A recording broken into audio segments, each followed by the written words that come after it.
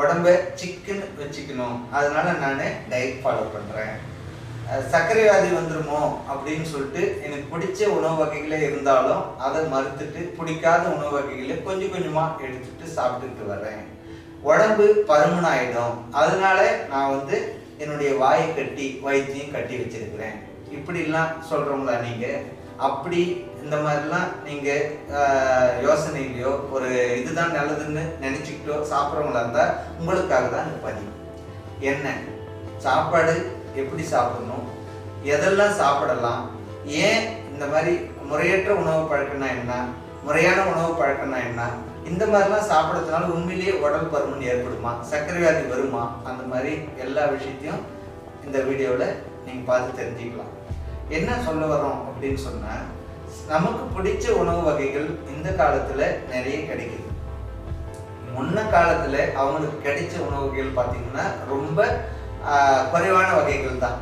அவங்க சாப்பிட்டாங்க, அந்த மாதிரி உணவுகள் சாப்பிட்டு ஆரோக்கியமாக இருந்தாங்க. அப்போ இப்போ இருக்கிற உணவு வகைகளை நாம் சாப்பிட்டா நோய்வாய்ப்படுவோம், நம்ம உடல் பருமனுக்கு இதுதான் முக்கிய காரணம், இப்படிலாம் கிடையாதுங்க.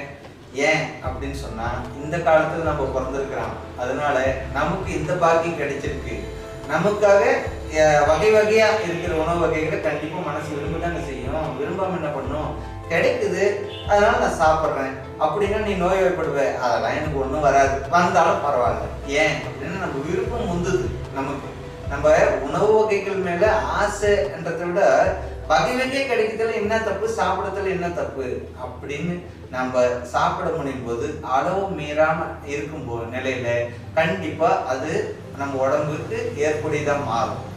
அதுவே நீங்க விருப்பப்பட்ட உணவுன்றதுனால அடிக்கடி சுவைக்க நேர்ந்தாதான் சர்க்கரை வியாதியோ உடல் பருமனோ ஏற்படுது. சரி, நான் வேலையே செய்யறதில்லை, ஆனாலும் சாப்பிட விரும்புறேன், நான் சாப்பிடலாமா வேணாவா? தாராளமா சாப்பிடலாம். நீங்களும் அழகான முறையில ஒவ்வொரு விஷயத்தையும் கூர்ந்து கவனிச்சு எவ்வளவு கேட்குது, எப்ப கேட்குது, இது மட்டும் தாங்க நீங்க கடைபிடிச்சிட்டு வாங்க. அழகா சாப்பிட்டுட்டு எந்த பண்டனாலும் சாப்பிடுங்க. உங்களுக்கு பிடிச்சது அது உணவு வகைகளும் சரி, தின்பண்டங்களும் சரி, எதுனாலும் நீங்க சாப்பிடுங்க. அப்புறம் பாருங்க, சிக்கன் இருப்பீங்க, ரொம்ப அழகா மாறுவீங்க.